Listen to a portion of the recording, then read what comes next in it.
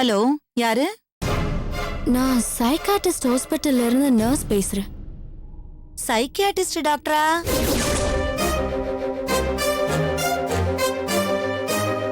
இருங்க, என்ன விஷயம்? யார் வேணும்? ஏதோ நீங்க தப்பா கால் பண்ணிருக்கீங்கன்னு நினைக்கிறேன். அது விஸ்வா வீடு தானே? ஆமா, இது விஸ்வா வீடுதான். அவரும் அவரோட வைஃபும் கவுன்சிலிங்காக இங்க வந்திருந்தாங்க. அது விஷயமா பேசுறதுக்காக கால் பண்ணேன். கவுன்சிலிங்கா? மேடம், நீங்க விஸ்வான்னு வேற யாருக்கோ ஒருத்தருக்கு ஃபோன் பண்றதுக்கு பதிலா எங்க வீட்டுக்கு பண்ணிட்டீங்கன்னு நினைக்கிறேன். இங்க யாருக்கும் எந்த ப்ராப்ளமும் இல்லையே. விஸ்வாவோட வைஃப் பேரு நந்தினி தானே? ஆமா, நந்தினி தான். இப்பதான் புதுசா கல்யாணம் பண்ணிருக்காங்க.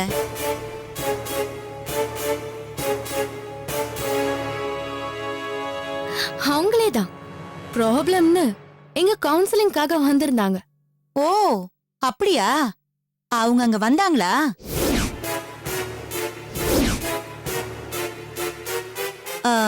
சாரி மேடம், அவங்க அங்க ட்ரீட்மெண்ட்க்கு வந்த விஷயம் எங்களுக்கு தெரியாது.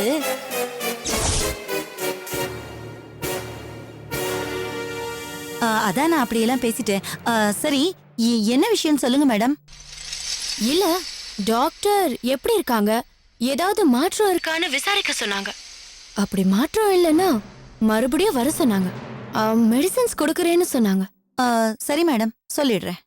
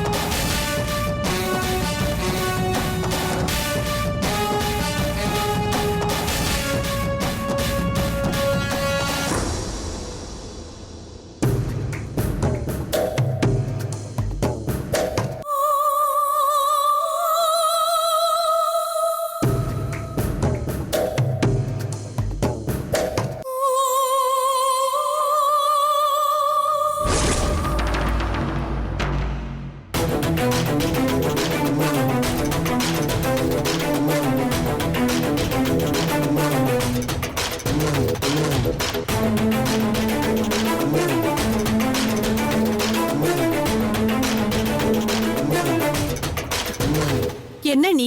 யார் நீ போன்ல? அத நான் எப்படி சொல்லுவேன்? என்ன நீ சொல்றீங்க?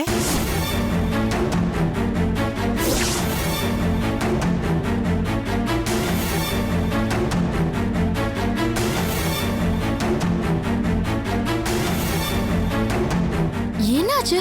எல்லாரும் ஒரு மாதிரியா இருக்கீங்க. அம்மாடி கல்பனா, இப்ப ஒரு ஃபோன் கால் வந்தது. அது சைக்கியாட்ரிஸ்ட் டாக்டர் கிட்ட இருந்து வந்தது. சைக்காட்ரிஸ்ட் கிட்ட இருந்தா? ஆமாமா, இந்த பைத்தியத்துக்கெல்லாம் வைத்தியம் பாப்பாங்களே. எதுக்கு அவங்க நமக்கு கால் பண்ணணும்? அது வந்து சொல்லுங்க நீ. அது அது வந்து ஏன் தயங்குறீங்க? சொல்லுங்க.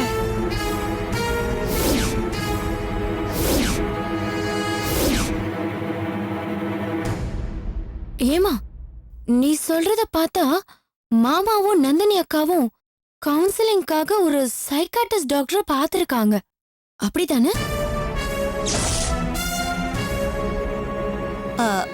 அது அப்படிதான் போல இருக்கு. பைத்தியங்களுக்கு வைத்தியம் பார்க்கற டாக்டரை இவங்க எதுக்கு போய் பார்த்தாங்க? என்னம்மா நந்தினி, என்ன இதெல்லாம்? யாருக்கு என்ன ப்ராப்ளம்? நீங்க எதுக்கு அந்த டாக்டர் போய் பார்த்தீங்க?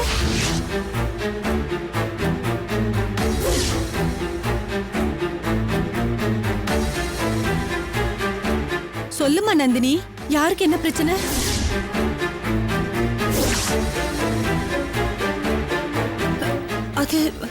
அது வந்து யாருக்கும் எந்த பிரச்சனையும் இல்ல. யாருக்கும் பிரச்சனை இல்லைன்னா எதுக்காக பைத்தியக்கார டாக்டர் போய் பார்க்கணும்? சொல்லுமா நந்தினி. அத நான் சொல்றேன்.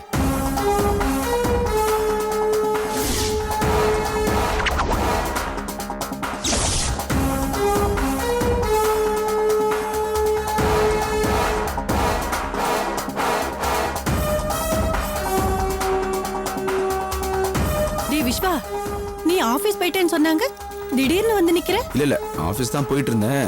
அப்பா ஃபோன் பண்ணி நீ வந்திருக்கேன்னு சொன்னாரு. அதான் பார்த்துட்டு போலாம். அப்படியா?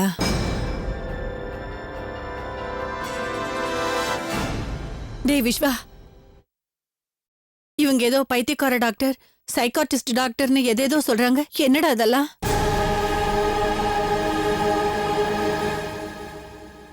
ஆமாமா, நானும் நந்தினி சைக்காட்ரிஸ்ட் கிட்ட போயிட்டு வந்தோம்.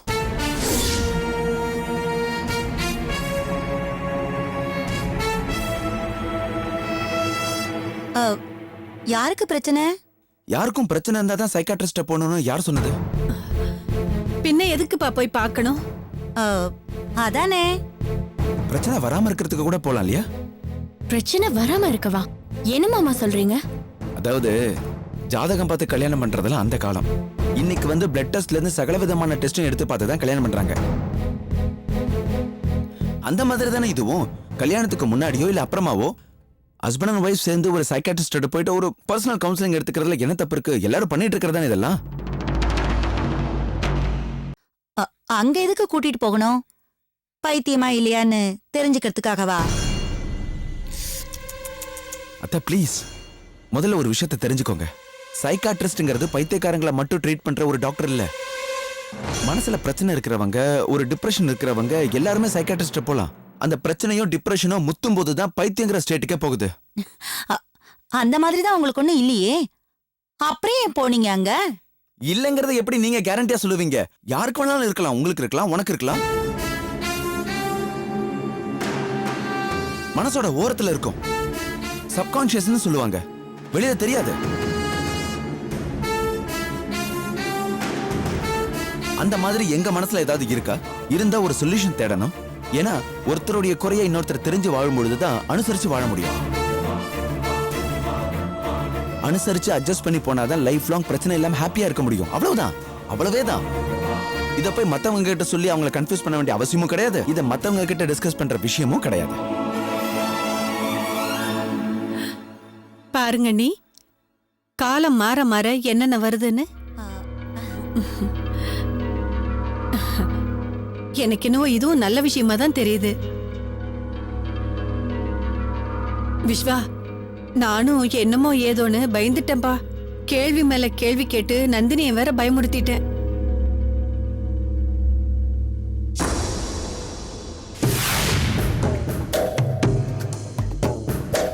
மாமா, நீ பெரிய கில்லாடிதான். அடுத்து நாங்க எதுவும் பேச முடியாத அளவுக்கு போய் சொல்லி அவங்கள ஏமாத்திட்டல்ல. உன்னை விட மாட்டேன், விடவே மாட்டேன். சரிப்பா, நான் கிளம்புறேன். கிளம்புறியா? இப்பதானே வந்த? ஏமா ஒரு நாள் இருந்துட்டு போலாம்ல? இல்லப்பா, உங்க அப்பா காலையிலேயே வெளியில போயிட்டாரு. அவரு திரும்பி வர்றதுக்குள்ள வீட்டுக்கு போகணும். 2 பேரையும் பார்த்துட்டு போலான்னு தான் வந்தேன். வரேன். நீ ஏன் நீ விஸ்வாதான் இவ்வளவு தூரம் சொல்றான்ல, சாயங்காலம் போலாமே. வரேன் கல்பனா, வரேம்மா. ஆமா அத்தை, இருங்க, நான் உடனே சமைச்சிடுறேன். சாப்பிட்டுட்டே போலாம். மா இருந்து சாயங்காலம் போலாம். சாயங்காலம் தானே அப்பா வராரு, சாப்பிட்டுட்டு போலாம். ஆமா நீ சாயங்காலம் போங்க. சரி, நீங்க எல்லாம் இவ்வளவு தூரம் சொல்றீங்க, இருந்துட்டே போறேன். சரி நீ வா.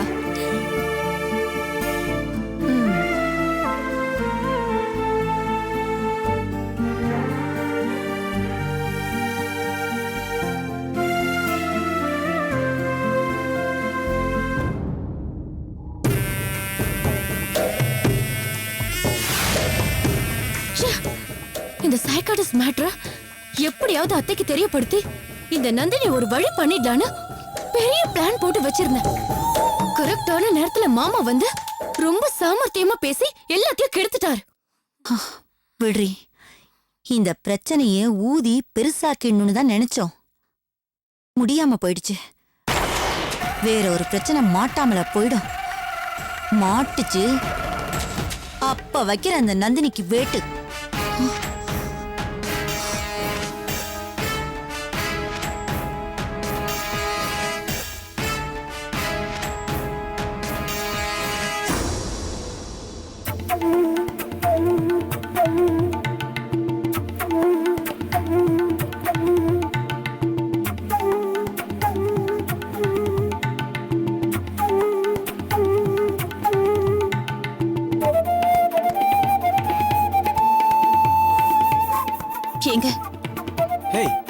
நான் இப்படி நடக்கும்னு கொஞ்சம் கூட எதிர்பார்க்கவே இல்ல. அந்த நர்ஸ் எதுக்கு வீட்டுக்கு ஃபோன் பண்ணாங்க? அவங்க எதுக்கோ பண்ணிட்டு போட்டோம். Was good. இன்னைக்கு அம்மா கிட்ட சொல்லிட்டோம்ல, நாளைக்கு வேற யாராவது ஒரு ஹாஸ்பிட்டல்ல பார்த்துட்டு கேள்வி கேட்பாங்கல்ல. ஒன்ஸ் ஆஃப் ஆல் பிரச்சனை முடிச்சாச்சு. எங்க இது பெரிய பிரச்சனை ஆயிடுமோன்னு நான் ரொம்ப பயந்துட்டே இருந்தேன். நல்ல வேளை நீங்க வந்து என்ன காப்பாத்திட்டீங்க. ரொம்ப தேங்க்ஸ்ங்க. தேங்க்ஸா? எனக்கு எதுக்கு தேங்க்ஸ்? இது உன் பிரச்சனை இல்ல, நம்ம பிரச்சனை. எந்த நேரத்திலும் விட்டு கொடுக்க மாட்டான், புரியுதா?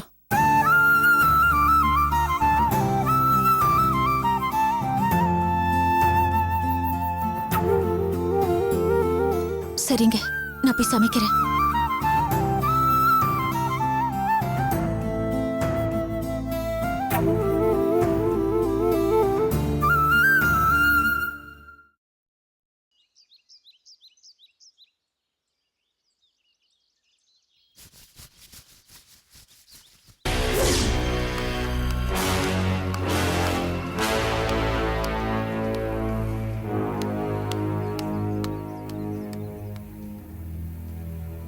போடி போ. அலட்சியமாவா பார்த்துட்டு போற? இன்னும் எவ்வளவு நாளைக்கு தான் இப்படி பாப்பேன்னு நான் பாக்குறேன். இந்த பைக்கை பார்த்தாவது மயங்குவேன்னு நான் பார்த்தேன். இன்னும் நீ முறுக்கிட்டு தான் இருக்கியா? போடி. அடுத்தது ஒரு கார் ஆட்டை போட்டு கொண்டாந்து நிறுத்துறேன். அப்பவாவது மயங்குவியான்னு பாக்குறேன். அம்மா அம்மா, சுரேஷ்க்கு எப்படி இருக்குன்னு ஜெயாக்காக்கு ஃபோன் பண்ணி கேட்டியா? கேட்டுட்டேம்மா. உயிருக்கு எந்த ஆபத்தும் இல்லைன்னு டாக்டர் சொல்லிட்டாங்களாம். மா, இந்த சுரேஷ்க்கு என்னமாச்சு? ஏன் இப்படி பைத்தியக்காரத்தனமான வேலையெல்லாம் பண்ணிட்டு இருக்கா? அதுதான் எனக்கும் ஒன்னும் புரியல. சுரேஷ் ஏன் இப்படி பண்ணான்னு எனக்கும் தெரியல. நந்தினி அவனை போய் ஹாஸ்பிட்டல்ல பாத்துட்டு புத்திமதிலாம் சொல்லிட்டு வந்தாளாம். ஜெயா சொன்னா. மாலதி, நம்மளும் வேலையெல்லாம் முடிச்சிட்டு ஒரு எட்டு போய் பாத்துட்டு வந்துடலாமா? சரிம்மா. அம்மா, நான் உள்ள போய் பாக்குறேன்.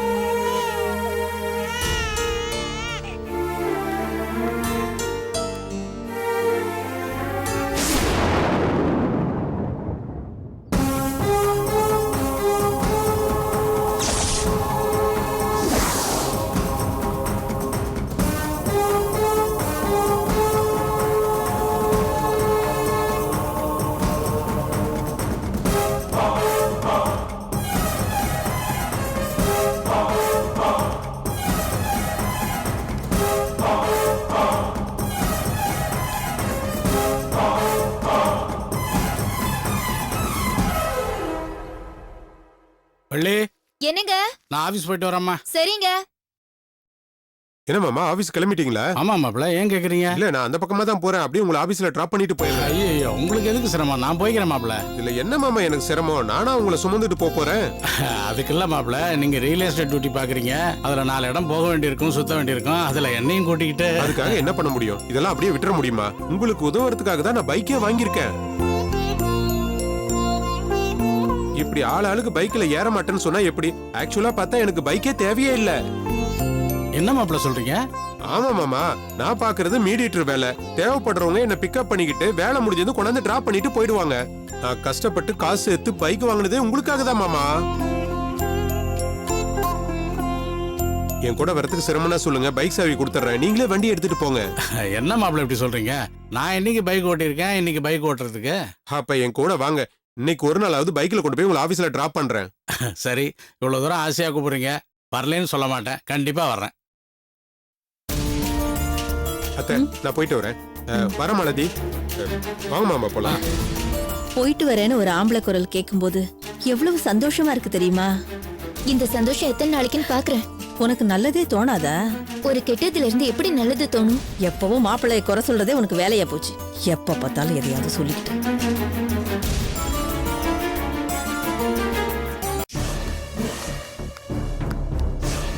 ஹலோ, என்ன வேணும்? எதுக்கு பைக்கை பார்த்துட்டு இருக்கீங்க? இல்ல, இந்த பைக் யாருதுன்னு பார்த்தேன். யாருதா இருந்தா உங்களுக்கு என்ன?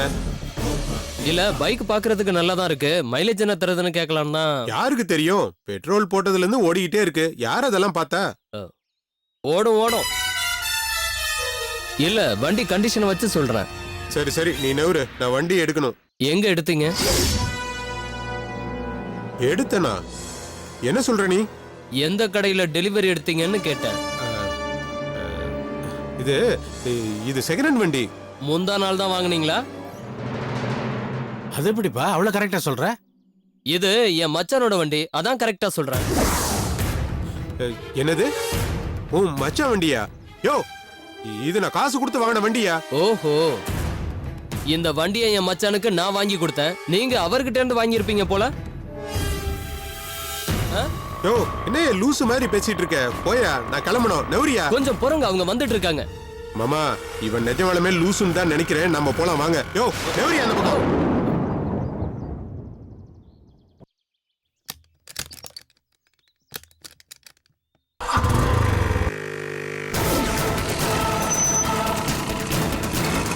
ஆமா, உட்காருங்க. மாப்பிள அங்க பாருங்க.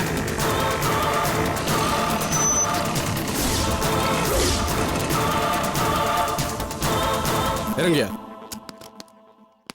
யார் அங்க ஃபோன் பண்ணது? நான் தான் சார். என்ன விஷயம்? இந்த பைக் தான் சார். நான் எவ்வளவு விசாரிச்சுட்டேன் சார், எதுவுமே பதில் சொல்ல மாட்டேங்கிறான். நீங்க விசாரிங்க சார். ஆமா, வண்டியில உட்காருங்க.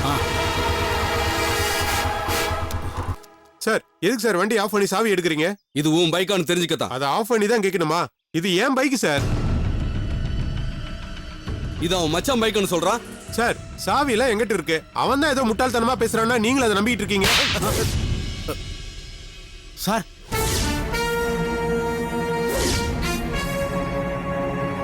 டேய் என்னடா என்னடா கீழே? அவன் கம்ப்ளைண்ட் கொடுத்துருக்கா, விசாரிக்க வந்திருக்கா, நீ பாட்டுக்கு நக்கலா பதில் சொல்லிட்டு இருக்க. சார், ஏன் வண்டி அவன் மச்சான் வண்டின்னு சொன்னா எனக்கு எப்படி சார் கோவம் வராம இருக்கும்? சரி, உன் வண்டி நம்பர் சொல்றான்.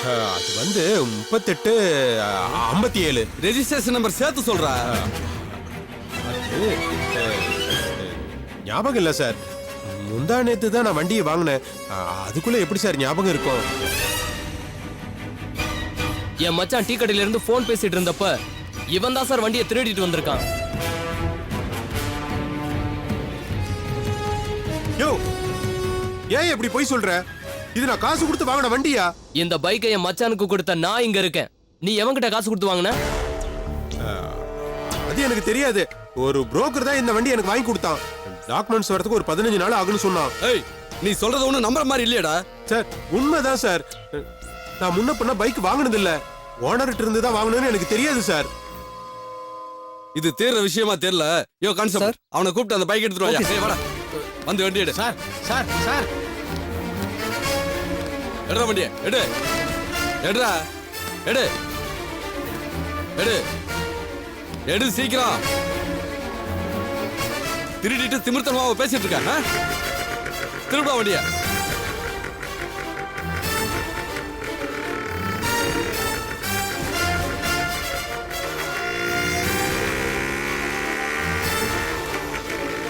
மச்சான், உன் வண்டி கிடைச்சிருச்சு மச்சான். உன் வண்டியை திருடனையும் புடிச்சாச்சுடா.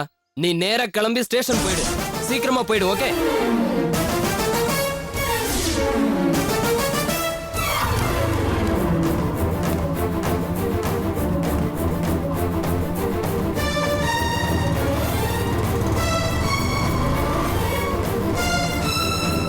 பாத்தியாமா, உன் அருமை மாப்பிள்ளையோட லட்சணத்தை கொஞ்ச நேரத்துக்கு முன்னால அந்த ஆள் போயிட்டு வரேன்னு சொன்னதுக்கு எவ்வளவு சந்தோஷப்பட்ட.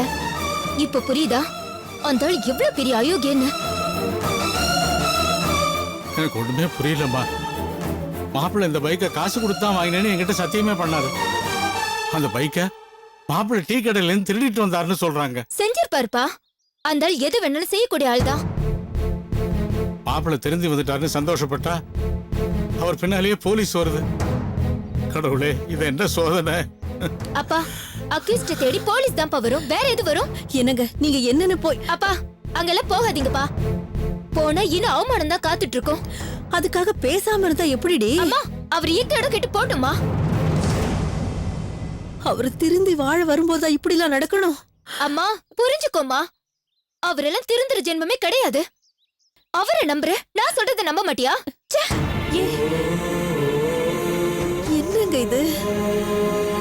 எனக்கு ஒண்ணுமே புரியல வள்ளி. தலையே சுத்துது.